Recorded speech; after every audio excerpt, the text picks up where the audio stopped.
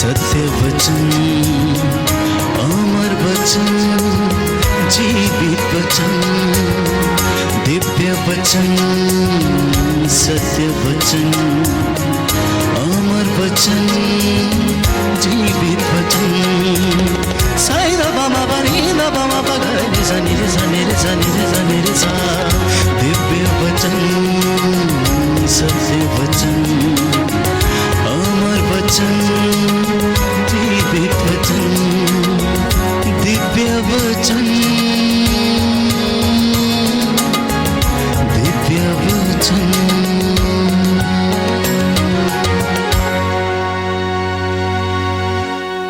सबको जय यीशु की। प्रभु के सामर्थी नाम पर मैं आप सभी का अभिवादन करता हूँ। प्रियजनों, आज मनुष्य की दशा ये है कि वह ईश्वर की योजना के विरुद्ध चला गया है और यही कारण है कि उसके जीवन में बहुत सारी अशांति है। इसी के कारण उसके जीवन में सुख नहीं है। वो हमेशा अपने आप को कष्टों से घिरा हुआ पाता है। उसके जीवन में इतनी बेचैनी है प्यारे भाइयों और बहनों कि वह शांत रहने की कोशिश करता है लेकिन ऐसा कर नहीं पाता है। इंसान, मैंने कहा, ईश्वर की योजना के विरुद्ध चला गया और वह जंगली बनता जा रहा है। इंसान ईश्वर का तिरस्कार करने पर लगा हुआ है। विज्ञान ने इतनी ज़्यादा तरक्की हासिल की है, इतने ज़्यादा शोध किए हैं, चांद तक इंसान पहुंच गया है, लेकिन प्यारे भाइयों और बहनों, वो ईश्वर से कभी न कभी भागता हुआ नजर आता है और वो अपने आप को ईश्वर से छिपाने की कोशिश करता है क्योंकि वह पाप और बुराई के मुद्दे पर बातचीत करना नहीं चाहता, उसे समझने की कोशिश नहीं करता। यदि करता भी है तो उससे अपने आप को जुदा करने की हिम्मत नहीं कर पाता है। और यही कारण है कि वह निरंतर कष्टों में ही रहता है।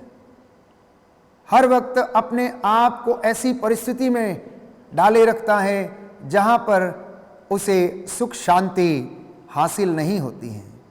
तो आज मनुष्य ईश्वर से भागा हुआ है। मैंने कहा, पाप की अवस्था में है, बुराई की अवस्था में जीवन बिताता है।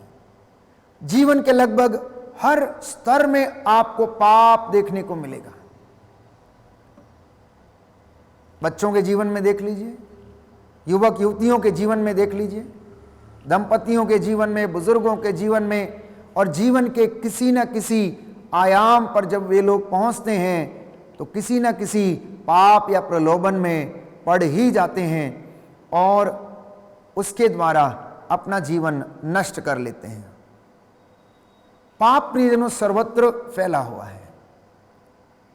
यदि आप अपनी आंखें उठाकर अपने चारों ओर देखें तो आपको स्पष्ट रूप से दिखाई देगा कि इस पाप का रूप कितना भयानक है और इसने किस तरह से लोगों को अपने वश में किया हुआ है। नशे का पाप, ड्रग्स का पाप, जो लोग नशा करते हैं, ड्रग्स लेते हैं, उसके द्वारा उनका जीवन नष्ट हो गया है। ना केवल परिवार उजड़े बल्कि शरीर भी लगभग खत्म हो गया है। किडनियों का, लीवर का और उनके अंगों का नाश हो चुका है, जो इस प्रकार के घिनौने पापों में फंसे हुए हैं। बेईमानी का पाप सिर चढ़ के बोलता लोगों के, घूसखोरी का पाप लोगों के सिर चढ़ कर बोल रहा है, अश्लीलता का, घमंड का, लड़ाई झगड़े का, हत्या का, चोरी का, भ्रष्टाचार का, इन तमाम बुराइयों का जो पाप के रूप हैं, लोगों के सिर चढ़कर इसका नशा जो है वो दिखता है। प्यारे भाइयों और बहनों, पाप इतना बढ़ गया है, इतना बढ़ गया है कि इंसान को पाप का बोध ही नहीं है। इंसान पाप का बोध खो चुका है।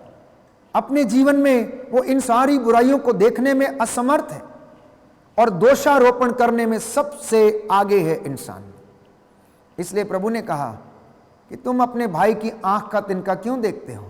जब तुम्हारी अपने ही जीवन में, अपनी ही आंख में दोष है, तो तुम अपने भाई से ये क्यों कहते हो कि भाई मैं तुम्हारी आंख का तिनका निकाल दूं, अर्थात मैं तुम्हारी सहायता कर दूं इन तमाम चीजों से ऊपर उठने के लिए। कहता है, रे ढोंगी, सबसे पहले तू अपने उद्धार और अपनी मुक्ति के लिए काम कर। इसलिए प्रियजनों, आज भाई भाई को मारना चाहता है। माता पिता संतान के विरुद्ध हैं तो संतानें माता पिता के विरुद्ध हैं। भाई भाई में प्रेम नहीं है, बहन बहन में प्रेम नहीं है, एक दूसरे को मारने काटने में लगे हुए हैं। जमीनी विवादों से परिवार त्रस्त हो चुके हैं। प्रॉपर्टी के विवादों से परिवारों में क्लेश है, झगड़ा है। संपत्ति को लेकर पूर्वजों की द्वारा प्रदान की गई बपौती को लेकर लोगों में सामंजस्य नहीं है, अशांति है। लालच के कारण उनके घरों में फूट पड़ी हुई है। पैसा बुराई की जड़ है, जैसा कि याकूब के ग्रंथ में हम पढ़ते हैं। इंसान क्रोध और ईर्ष्या से भरा हुआ है और निरंतर इसी से संचालित होकर वो कार्य करता है। अच्छे एवं ईमानदार लोग यदि आप ढूंढना चाहें तो आपको कहीं नहीं मिलेंगे। अच्छे और ईमानदार लोग यदि आप लोग ढूंढना चाहें तो आपको कहीं नहीं मिलेंगे। परंतु मेरी एक सलाह समझें या मेरी ख्वाहिश समझें, मैं हमेशा ये कहता हूं कि हम दूसरों को सुधारने का कार्य छोड़कर अपने आप को सुधारने का प्रयत्न करें। आप अपना जीवन बदल लीजिए, दूसरों का जीवन खुद ब खुद बदल जाएगा।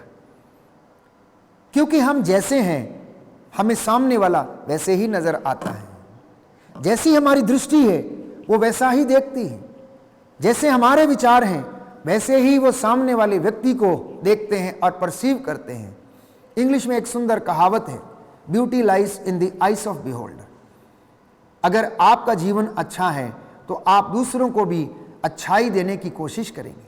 अगर आपके जीवन में प्रायश्चित है, प्रार्थना है, तो आप दूसरों को भी यही देने की कोशिश करेंगे। तो हम चिंतन कर रहे थे, मनन कर रहे थे कि इन सारी बुराइयों से, पापों से कैसे बचा जा सकता है। हम कैसे प्रभु के नज़दीक आ सकते हैं, हम कैसे अपने जीवन में इन कृपाओं को फिर से भर सकते हैं। तो योएल नबी कहता है अध्याय 2 पद संख्या 12 से 14 में कि अब तुम लोग उपवास करो, अब तुम लोग उपवास करो और रोते तथा शोक मनाते हुए पूरे हृदय से मेरे पास लौटो। अब तुम लोग उपवास करो, रोते तथा शोक मनाते हुए पूरे हृदय से तुम मेरे पास लौटो। यह प्रभु का निमंत्रण है। कहता है कि तुम्हारा सब कुछ बर्बाद हो चुका है, तुमने अपने आप को बर्बाद किया है, तुमने अपने आप को अपवित्र किया है, तुमने अपने शरीर को अपवित्र किया, तुमने अपने शरीर को बर्बाद कर डाला, अपने भविष्य के साथ तुमने खिलवाड़ किया है।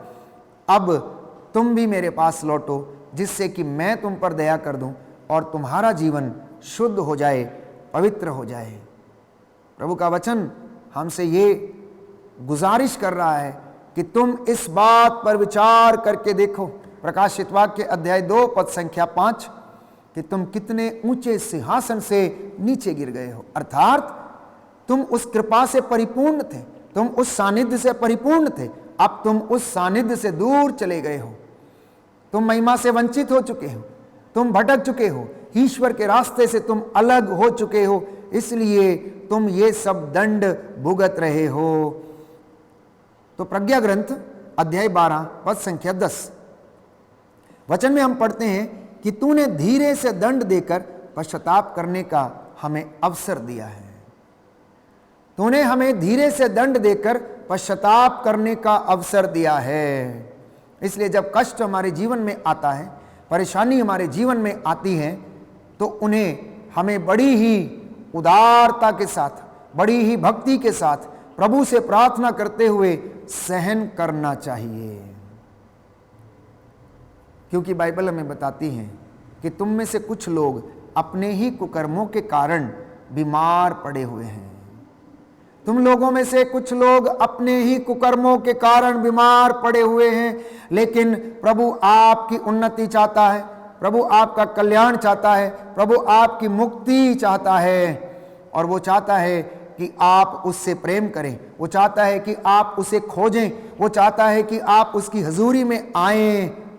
परंतु आज मनुष्य की सबसे बड़ी विडंबना और समस्या वो ये है कि वह अपनी गलतियों को स्वीकार करना नहीं चाहता, वो अपनी कमजोरियों को स्वीकार करना नहीं चाहता है, वो अपने पापों को छिपाता है, अपने अपराध बोध को छिपाता है। प्रभु ये कहता है कि तुम छोटे बच्चों के जैसे बन जाओ, विनम्र बन जाओ, दीन बन जाओ, प्रभु के सामने घुटना टेको। बाइबल में एक सुंदर उदाहरण हम पढ़ते हैं, नाकेदार जो मंदिर के द्वार पर आकर घुटना टेक कर अपनी छाती पीट पीट कर कहने लगा कि प्रभु मुझ पर दया कर, प्रभु मुझ पापी पर दया कर। परंतु वहीं दूसरी ओर एक फरीसी आकर वेदी के सामने खड़ा हो गया और कहने लगा कि हे प्रभु, मैं इस पापी के जैसा नहीं हूं, मैं दान देता हूं, मैं पुण्य करता हूं, मैं अच्छे काम करता हूं, मैं इसके जैसा नहीं हूं। मैंने बहुत सारे अच्छे काम किए हैं। और वो अपने अच्छे कामों का ढिंडोरा पीटने लगता है। प्यारे भाइयों और बहनों, क्या मैं और आप उसी श्रेणी में हैं? मनन चिंतन का आज ये विषय है। अगर मैं और आप प्रभु के पास लौटना चाहते हैं तो हम किस प्रकार लौटें, और उसका रास्ता बाइबल हमें बताती है कि बिना प्रायश्चित के कोई भी ईश्वर के पास नहीं लौट सकता। बिना अपनी कमजोरियों की स्वीकृति के कोई भी ईश्वर के पास नहीं लौट सकता है। इसलिए यूहन्ना के सुसमाचार अध्याय 22 पद संख्या 21 में हम पढ़ते हैं कि ईश्वर से मेल करो और तुम्हें फिर सुख शांति मिलेगी। ईश्वर से मेल करो और तुम्हें फिर से सुख शांति मिलेगी। विपत्ति और दुखों से प्रभु हमें संदेश देता है। विपत्ति और दुखों से परमेश्वर हमारे जीवन में हमें संदेश देता है, वो हमें चेतावनी देना चाहता है। इसलिए जब भी कोई विपत्ति या दुख या कष्ट हमारे जीवन में आता है तो समझ लेना कि उससे प्रभु हमें कुछ ना कुछ सिखाना चाहता है, या वो हमें प्रायश्चित करने के लिए आमंत्रित करता है, और या फिर वो हमारे जीवन को सुधारना चाहता है। इसलिए यशायाह नबी कहता है अध्याय 55 पद संख्या 7 में हम पढ़ते हैं कि पापी अपना मार्ग छोड़ दे, दुष्ट अपने बुरे विचारों को त्यागे और प्रभु के पास लौट कर चला आए। दुष्ट अपने मार्ग को छोड़ दे और दुष्ट अपने बुरे विचारों को छोड़ दे, और पापी अपने रास्तों को छोड़कर प्रभु के पास लौट कर चला आए। क्योंकि बाइबल हमें बताती है, एजेकियल नबी का ग्रंथ अध्याय 18 पद संख्या 30 से 31 में हम पढ़ते हैं, प्रभु कहता है कि हे इज़राइल के घराने, मैं तुझ पर दया करूंगा, मैं तुझे एकत्र करूंगा, मैं तुझे फिर से एकत्र करूंगा। जैसे एक गरुड़ अपने पंखों की छाया में अपने चूजों को, बच्चों को एकत्र करता है, मैं भी तुझे ऐसे ही एकत्र करूंगा। इसलिए ईश्वर के पास लौटने का जो सर्वश्रेष्ठ माध्यम है प्यारे भाइयों और बहनों, वो पश्चाताप है। बिना पश्चाताप के, बिना स्वीकृति के, बिना ईश्वर की कृपा से हम में से कोई भी ईश्वर की कृपा का पात्र नहीं बन सकता। तो सबसे पहला रास्ता जो एक विश्वासी को अपनाने की जरूरत है प्रभु के पास लौटने की, वो है प्रायश्चित, पश्चाताप। पश्चाताप का अर्थ है ईश्वर के पास लौटना, वापस आना। यशायाह नबी के ग्रंथ अध्याय 30 पद संख्या 35, यशायाह नबी का ग्रंथ अध्याय 30 पद संख्या 15 में हम पढ़ते हैं कि प्रायश्चित और स्वीकृति में तेरा कल्याण है, दूसरी किसी बात में नहीं। तो यदि आज आप लोग चाहते हैं कि ईश्वर की कृपा के पात्र आप बन जाएं, तो प्रायश्चित करना और ईश्वर के पास लौटने का पूरा पूरा प्रयास करना। इसलिए प्रवक्ता कहता है अध्याय 17 पद संख्या 20 में कि ईश्वर पश्चाताप करने वालों को अपने पास लौटने देता है। आप ये ना कहें कि मेरे जीवन में पाप है और ये पाप क्षमा नहीं हो सकता, मैं कैसे यीशु के पास जाऊंगा, मैं कैसे ईश्वर के पास जाऊंगा, मैं कैसे पुरोहित को अपने पाप जाकर बताऊंगा। प्यारे भाइयों और बहनों, बाइबल साफ साफ कहती है, प्रवक्ता ग्रंथ अध्याय 17 पद संख्या 20 में, कि अगर कोई सच्चे हृदय से पश्चाताप करता है, प्रायश्चित करता, अपने गुनाहों को कबूल करता है, तो ईश्वर ऐसे पश्चातापियों को अपने पास लौटने देता है। प्रेरित चरित्र अध्याय 3 पद संख्या 19, जब हम ईश्वर के पास लौटते हैं तो हमारे पाप मिट जाते हैं। जब हम ईश्वर के पास लौटते हैं तब हमारे पाप मिट जाते हैं, हमारे जीवन में आशीषों के द्वार खुल जाते हैं, हमारे कामों में अनॉइंटिंग आने लगती है, हमारे बच्चों के जीवन में, प्यारे भाइयों और बहनों, अभिषेक उतरने लगता है। आप जिस काम में हाथ डालेंगे उस पर प्रभु की दया हमेशा हमेशा के लिए बनी रहती है। इसलिए प्रज्ञा ग्रंथ अध्याय 11 पद संख्या 23, प्रभु का वचन ये कहता है कि ईश्वर पापों को अनदेखा करता है ताकि लोग पश्चाताप करें। ईश्वर पापों को इसलिए अनदेखा करता है ताकि लोग क्या करें, पश्चाताप करें और ईश्वर के पास लौट कर चले आए। आज अपने जीवन की किताब को खोल कर देखिए, बचपन से लेकर अब तक कितनी बार इंसान ने, आपने और मैंने उन पापों को दोहराया जिसके विषय में बाइबल हमें बार बार मना करती है। हो सकता है वो पाप आंखों की दृष्टि से किया हो सकता है वो पाप हमारी जुबान से कर लिया हो सकता है वो पाप इन हाथों से हो गया हो सकता है वो पाप अपने विचारों से कर दिया हो, किसी को नीचा दिखाने के लिए, अपने आप को बड़ा समझकर, अहंकार के द्वारा, घमंड के द्वारा। हो सकता है हम इन तमाम बुराइयों से गुजरे होंगे, लेकिन प्रभु ने इन सब को अनदेखा किया, क्योंकि वो चाहता है कि इंसान, एक विश्वासी जो प्रभु के पास आना चाहता है, वो पश्चाताप करे और अपने आप को पवित्र करे। पाप की अवस्था में इंसान जब रहता है, इसलिए उसके जीवन में उसे चमत्कार नहीं दिखता है, इसलिए हम प्रभु की बातों को समझ नहीं पाते हैं। इसलिए स्तोत्रकार कहता है अध्याय 130 पद संख्या 4 में कि प्रभु पापों को क्षमा करता है, इसलिए आप लोग क्या करें, प्रभु के पास लौटें। इसलिए आप प्रभु के पास लौटें। अगर हम प्रायश्चित नहीं करते, अगर हम पाप करते जाते हैं, तो हम ईश्वर की कृपा से वंचित रहेंगे, और जब हम वंचित रहते हैं तो चीजें हमारे सामने होंगी, हम उन्हें देखेंगे लेकिन हम उन्हें छू नहीं पाएंगे, हम उन्हें खा नहीं पाएंगे। अच्छा भोजन आपकी आंखों के सामने रहेगा, लेकिन आप उसे खा नहीं पाएंगे, क्योंकि हम महिमा में नहीं हैं, हम महिमा से वंचित हैं। तो प्यारे भाइयों और बहनों, प्रभु का वचन हमें याद दिलाता है कि आपको हर एक पाप का दंड भुगतना पड़ेगा अगर आप प्रायश्चित नहीं करते। गणना ग्रंथ अध्याय 32 पद संख्या 23, गणना ग्रंथ अध्याय 32 पद संख्या 23, प्रभु का वचन कहता है कि पाप का दंड तो भुगतना पड़ेगा। इसलिए अपने आप को पाप में ना पड़ने दें, बुराई में ना पड़ने दें, बल्कि 10 गुना उत्साह के साथ आप परमेश्वर के पास लौटें। जिस उत्साह के साथ आप उसकी इबादत करते थे, उसी उत्साह के साथ आप परमेश्वर के पास लौटें और वो आप पर दया कर दे, क्योंकि पाप का रूप जो है बड़ा भयानक है। उसके दांत जो हैं इतने पैने हैं कि शेर के दांतों के समान है, जिसके घावों का इलाज नहीं है, और ये इतना भयानक है कि पाप जो है पवन की तरह छितरा देता है। पाप पवन की तरह छितरा देता है। ये शाय नबी का ग्रंथ अध्याय 64 पद संख्या 5 में हम पढ़ते हैं। इसलिए बाइबल हमें बताती है, ध्यान रहे प्यारे भाइयों और बहनों, सूक्ति ग्रंथ अध्याय 5 पद संख्या 22 से 23 में कि दुष्ट अपने कुकर्मों के कारण मर जाएगा।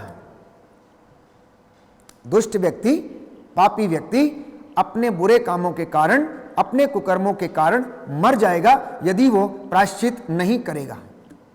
यदि वह प्रायश्चित नहीं करेगा तो वो अपने कुकर्मों के कारण मर जाएगा। जैसा मैंने आपसे कहा कि शेर जैसे शिकार की घात में रहता है, पाप भी अन्याय करने वालों की घात में रहता है।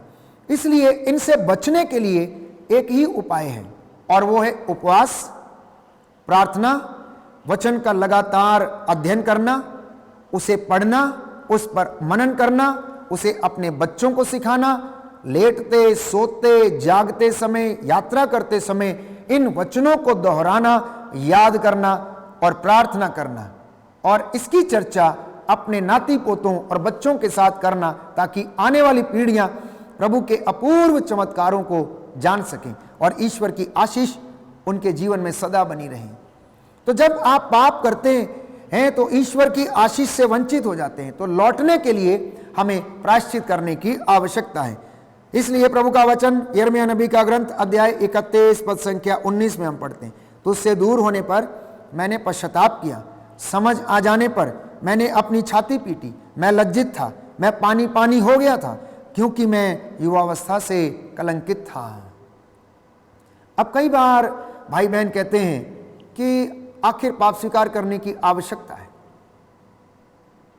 आखिर पाप स्वीकार करने की आवश्यकता क्या है? हमने तो कोई पाप नहीं किया है, हमने तो कोई उल्लंघन नहीं किया। प्रियजनों, दाऊद कहता है कि मैं अपनी माता के गर्भ से ही पापी हूं। दाऊद कहता है मैं अपनी माता की गर्भ से पापी हूं।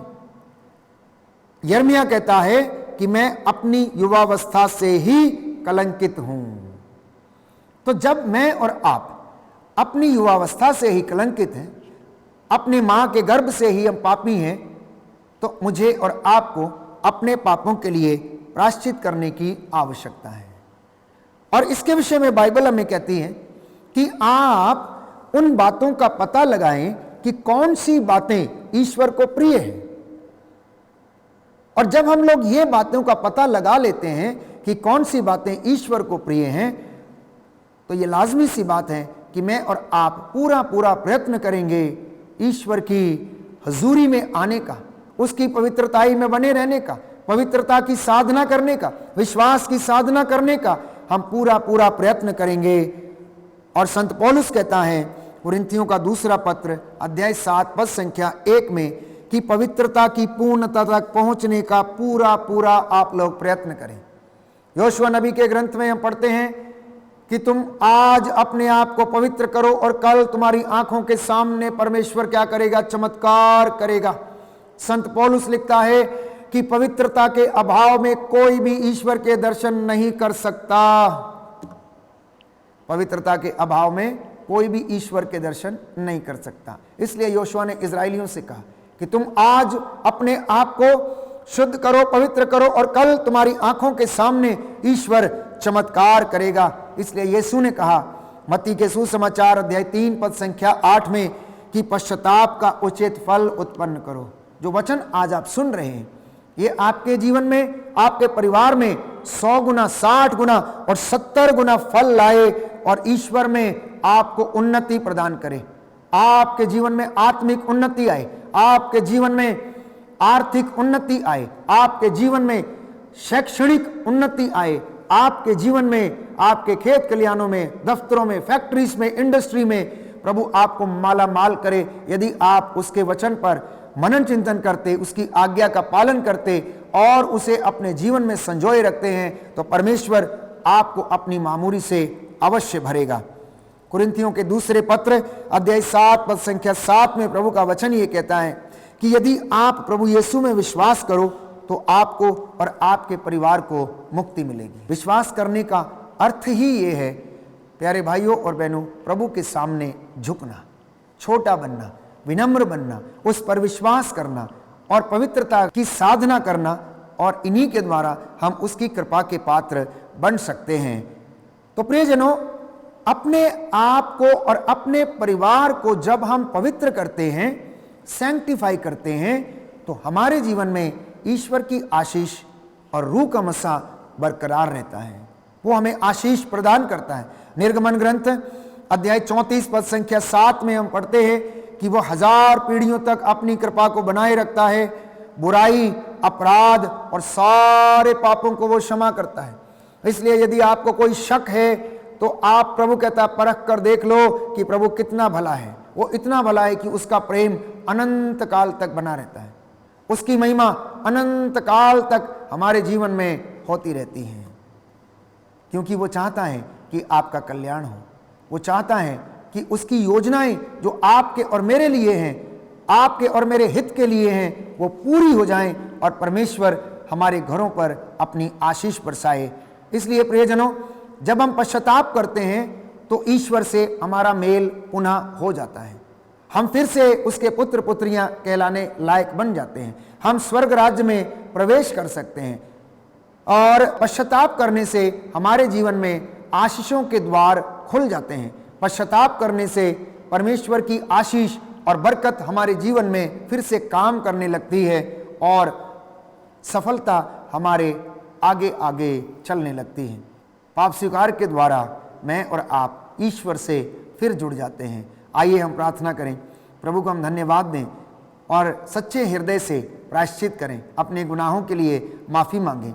जाने अनजाने में जो हमसे गलतियां हो गई हैं, हो सकता है आँखों के द्वारा हमने पाप किया हो, इन हाथों के द्वारा, इन पैरों के द्वारा, इन कानों से, इन होठों से या अपनी जीभ से या शरीर से कोई पाप किया है, तो प्रभु उसके लिए हमें क्षमा प्रदान करे और हमारे जीवन में बरकत आए, आशीष आए, जिससे कि हम पश्चाताप का उचित फल उत्पन्न कर सकें। आमीन।